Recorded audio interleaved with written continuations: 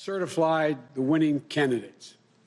Today, a member of the Electoral College, representing the certified winner, cast their votes for President and Vice President of the United States in an act just as old as our nation itself.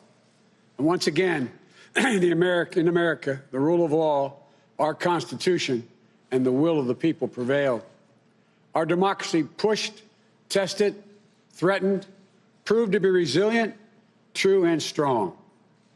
The Electoral College votes, which occurred today, reflect the fact that even in the face of a public health crisis unlike anything we've experienced in our lifetimes, the people voted. They voted in record numbers. More Americans voted this year than have ever voted in the history of the United States of America. Over 155 million Americans were determined to have their voices heard and their votes counted. In the start of this pandemic, this crisis, many were wondering how many Americans would actually vote at all. But those fears proved to be unfounded. We saw something very few predicted, even thought possible. The biggest voter turnout in the history of the United States of America. A number so big that this election now ranks as the clearest demonstration of the true will of the American people. One of the most amazing demonstrations of civic duty we've ever seen in our country. It should be celebrated, not attacked. More than 81 million of those votes were cast for me and Vice President-elect Harris. That, too, is a record. More than any ticket has received in the history of America. It represents a winning margin of more than 7 million votes over the number of votes cast for my opponent.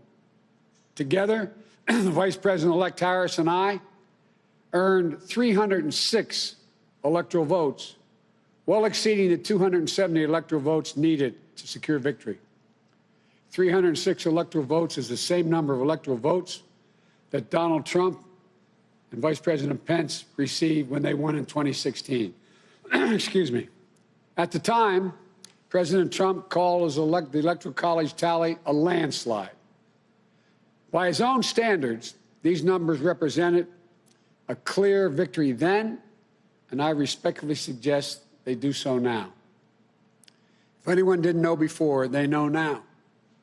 What beats deep in the hearts of the American people is this: democracy. The right to be heard, to have your vote counted, to choose leaders of this nation, to govern ourselves. In America, politicians don't take power. People grant power to them. The flame of democracy was lit in this nation a long time ago. And we now know nothing, not even a pandemic or an abuse of power, can extinguish that flame. And as the people kept it aflame, so too did courageous state and local officials and election workers. American democracy works because America makes it work at a local level. One of the extraordinary things we saw this year was that everyday Americans, our friends and our neighbors, often volunteers, Democrats, Republicans, independents, demonstrating absolute courage. They showed a deep and unwavering faith in and a commitment to the law.